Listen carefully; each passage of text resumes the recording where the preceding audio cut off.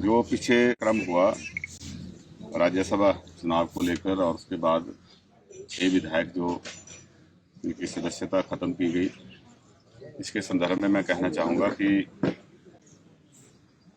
जो प्रदेश सरकार ने आदरणीय मुख्यमंत्री सुखविंदर सिंह सुक्खू जी ने भ्रष्टाचार पर नकेल कसने की जो कोशिश 1 साल में की है, तो उसका नतीजा निकला कि ये जितना भ्रष्टाचारी हैं इन सब ने एक गिरोह बना लिया और उसके तहत सरकार को अस्थिर करने के लिए एक षड्यंत्र रचा,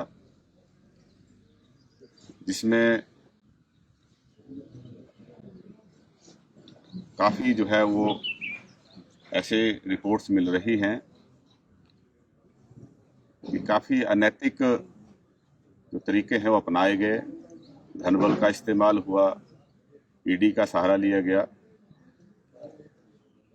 तो एक तीर से 2 निशाने की साधने की उन्होंने कोशिश की है। उसमें भारतीय जनता पार्टी का भी एक वर्ग शामिल है और कांग्रेस के भी ये तथाकथित जो असंतुष्ट थे वो शामिल थे।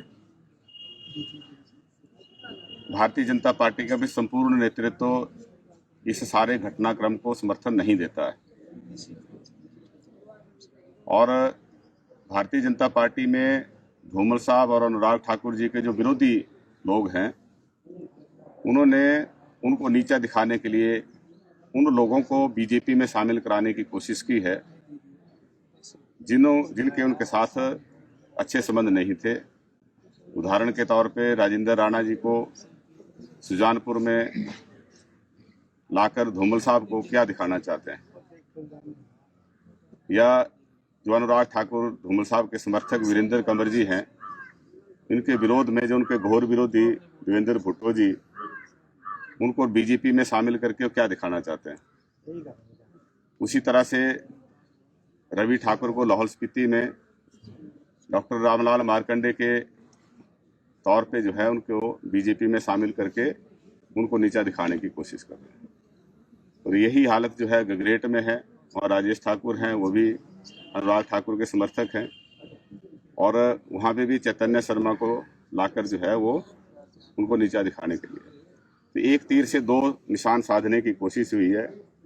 एक को तो कांग्रेस पार्टी को अस्थिर करने की कोशिश की गई, क्योंकि जो भ्रष्टाचारी थे, कईयों के जो अवैध तौर पे क्रशर चलते थे, उस पर अंकुश लगाया गया। शराब के ठेकों की जब खुले तौर पे नीलामी हुई, उससे कई लोगों को बेचैनी हुई और भी कई तरीके जो भ्रष्ट तरीके अपनाते थे उनके ऊपर जब नकेलें कसी गई, तो उससे जो हताश हुए हमारे कुछ नेता, उन्होंने अपने आपस में एक गिरोह बनाकर उन भ्रष्टाचारियों का साथ देने की कोशिश की, ना कि जो सरकार भ्रष्टाचार पे अंकुश लगा रही थी उस सरकार के साथ खड़े होने की जो अपनी प्रतिबद्धता थी उसको नहीं दोहराया।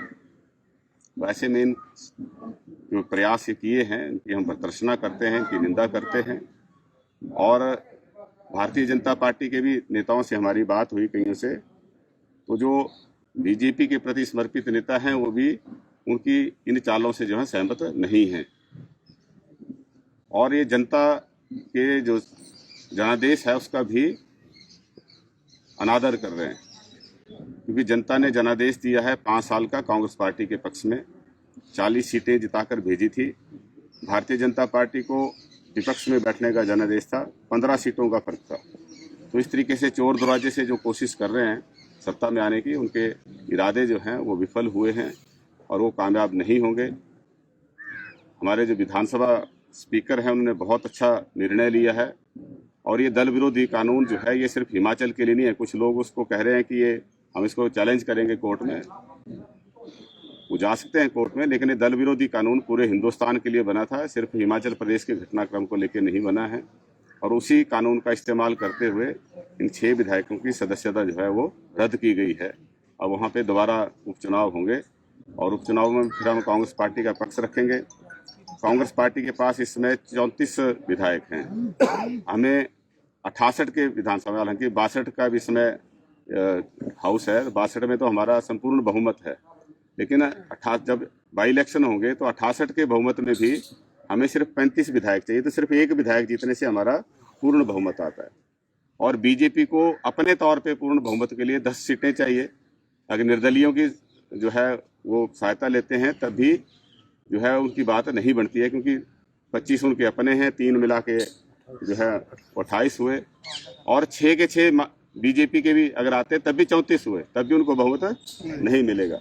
और कांग्रेस का जो है मात्र 1 विधायक जीतने से हम पूर्ण बहुमत में आते हैं। तो इसलिए हिमाचल प्रदेश की जनता जो है वो बहुत बुद्धिमान है, हमें जनता के निर्णय पर पूरा भरोसा है। और जब ये 6 उपचुनाव होंगे, इन उपचुनावों में हम 6 की 6 सीटें जीतेंगे। पहले भी लोगों ने कांग्रेस की सीटें यहाँ जिता के भेजी थी और दोबारा जो है जिता के भेजेंगे।